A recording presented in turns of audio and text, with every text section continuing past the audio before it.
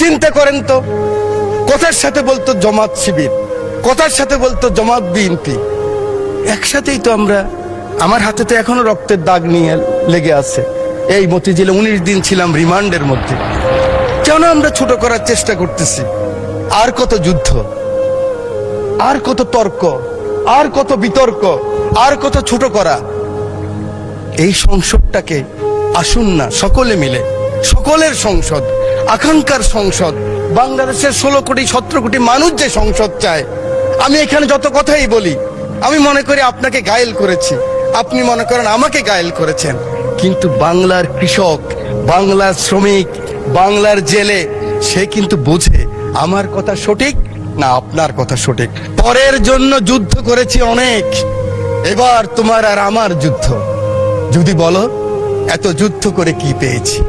তিউনিসিয়ায় পেয়েছি জয়, উগান্ডায় পেয়েছি জনগণের ভালোবাসা, আর প্রতিবেশী বার্মায় পেলাম ঘরে ফেরার তাগাদা।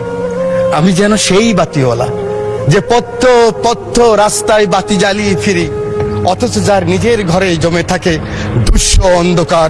এই অন্ধকার আমরা কাটাতে চাই, এই অমনীষা থেকে বের হতে চাই। আমার হাতে তো এখনো রক্তের দাগ নিয়ে লেগে আছে। এই মতিঝিলে 19 দিন ছিলাম রিমান্ডের মধ্যে। মানুষ আর এই হিংসা প্রতিহিংসা আর দেখতে চায় না। আমার মহাসচিব মহোদয় এখানে বসা আছেন, আমার মহাসচিব মহোদয়কে হেলমেট পরাই নিয়ে গেছি, নাম বলতে পারলাম না, একজন সেনাবাহিনীর প্রধানের সাথে মিটিং করার জন্য আজকের কৃষিমন্ত্রীর বাসায়। কারণ ওটা বেশি দিন নয়, 23 সালের কথা বলছি। জীবনের বাজি নিয়েই কথাগুলি করেছি আমরা। আমার নেত্রীর 11 আমার নেতাকে যখন নিয়ে গেল খবর পেলাম আমি, কারণ 7 দিন আগে শেষ দিন আমার দেখা হয়েছিল আমার নেতা তারেক রহমানের সাথে, বেগম খালেদা জিয়ার সাথে 111-এর পরে হাওয়া ভবনে। সেদিন ছিল ওনার শেষ দিন। খবর পেলাম ওনাকে নিয়ে গেছে, ঢুকে গিয়েছে। 196 জন এমপি ছিল এই পার্লামেন্টে, আমি ঢুকেছি।